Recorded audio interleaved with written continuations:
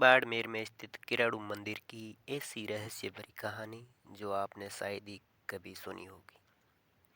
सुनी है तो आधी अधूरी सुनी होगी, लेकिन मैं आपको आज पूरी कहानी बताऊंगा। क्या है इस किराड़ू मंदिर की कहानी?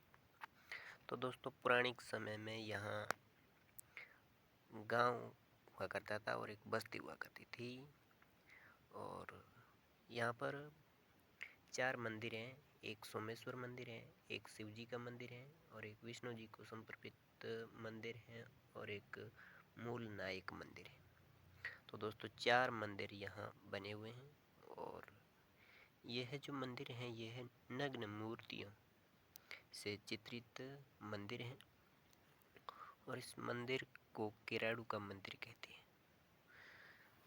और दोस्तों, यहाँ पर जो पौराणिक समय में एक बाबा जी हुआ करते थे, तो फिर वो पूजा पाठ करते इन मंदिरों में ही रहते थे और आसपास गांव में जाकर भीख मांग के ले आते और अपना गुजारा करते थे।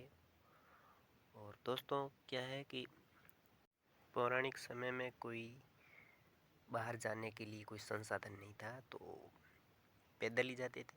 तो बाबा जी को क्या है कि एक दिन हरिद्वार जाने की आवश्यकता पड़ी, तो फिर वो हरिद्वार चले गए।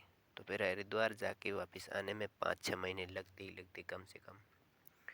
तो फिर बाबा जी चले गए हरिद्वार, पीछे चेला एक बचा। तो फिर चेला इधर इधर दूर तक तो गांव में जा नहीं सकता था, इसलिए यहाँ जो बस्ती बसी हुई थी मंदिर के पास में, इसी गांव में भीख मांगने के लिए जाता था। तो दोस्तों, यहाँ गांव में उस बाबा जी को कोई भीख नहीं देता था। बाबा जी तो चले गए, उनका चेला बचा, तो फिर वो भी बाबा जी हुआ, तो फिर उनको कोई भीख नहीं देता था। तो फिर एक गांव में बुढ़िया थी। वो बुढ़िया बाबा जी को जो कुछ था वो दे देती थी, और उसके पास में भी कुछ ज़्यादा खाने के लिए था नहीं। तो फिर जो आप खाती थी पीछे बचता, वो उन बाबा जी को दे देती थी। तो फिर क्या है कि धीरे धीरे से समय बीता।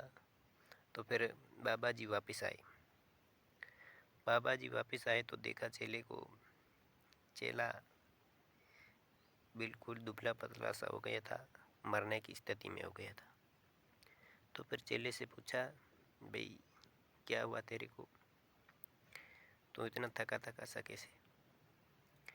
तो चेले ने जवाब दिया कि बाप जी, मैं तो यहाँ दूर तक गांव में जा नहीं सकता, अकेला था, और पीछे मंदिर की भी पूजा पाठ करनी थी, देख रेख करनी थी।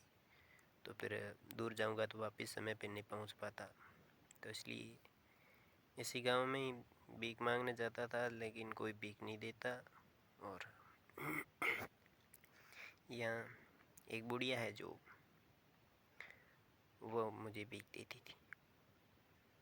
शायद वो बुढ़िया कुंभार जाति की थी, एग्जिट पता नहीं हमें भी, पर कहते हैं कि वो बुढ़िया बाबा जी को भीख देती थी। तो फिर बाप जी ने चेले को कहा कि उस बुढ़िया को बुला के लिया।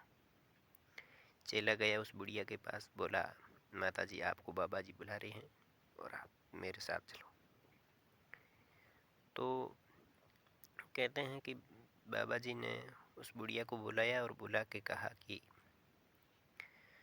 आप यहाँ से चले जाइए, और यहाँ सभी अनर्थ होने वाला है, और आप जाते समय यहाँ से पीछे नहीं देखोगी। अगर आपने पीछे देखा तो फिर आप भी पत्थर की मूर्ति बन जाओगी, और आपको पीछे नहीं मुड़ के नहीं देखना है, आप यहाँ से चुपचाप चले जाना। सूर्य अस्त होने से पहले आप इस गांव से बाहर निकलना होगा आपको। तो बुढ़िया ने कहा, ठीक है बाबा जी, मैं चली जाऊंगी और पीछे मुड़ के नहीं देखूंगी। तो बाबा जी ने और संकेत दिया कि बुढ़िया, आप यहाँ से जब निकलोगी तो पीछे कुछ शोर शराबा भी हो सकता है, कुछ भी हो सकता है, लेकिन आपको पीछे मुड़ के नहीं देखना। तो बुढ़िया ने कहा, ठीक है बाबा जी। तो फिर बुढ़िया वापस जाके बेचारी वो अपना जो सामान था वो समेट के तो पौराणिक समय में कोई गाड़ियाँ वगैरह तो होती नहीं थी, तो उसके पास में एक गधा था। तो उस गधे के ऊपर उस बुढ़िया माता जी ने जो भी सामान था वो समेट के बांध लिया। तो फिर वहाँ वहाँ से वो निकल गई। गांव से जैसे ही बाहर निकली तो सूर्य अस्त होने को ही था। तो पीछे ज़्यादा शोर शराबा हुआ। तो बुढ़िया ने सोचा कि पीछे क्या हो रहा है एकदम। तो वो फिर बाबा जी की बात तो भूल गई। पीछे मुड़ के उसने देखा तो सारा गांव नष्ट हो रहा था। तो बुढ़िया भी वहीं एक पत्थर की मूर्ति बन गई। तो दोस्तों, अपन जहाँ किराड़ू के मंदिर जाते हैं तो किराड़ू के मंदिर से थोड़ा पहले एक पत्थर की मूर्ति दिखाई देती है। वो पत्थर की मूर्ति उस बुढ़िया की ही है। तो फिर वो बुढ़िया बाबा जी की बात को भूल गई, इसलिए वो पत्थर की मूर्ति बन गई।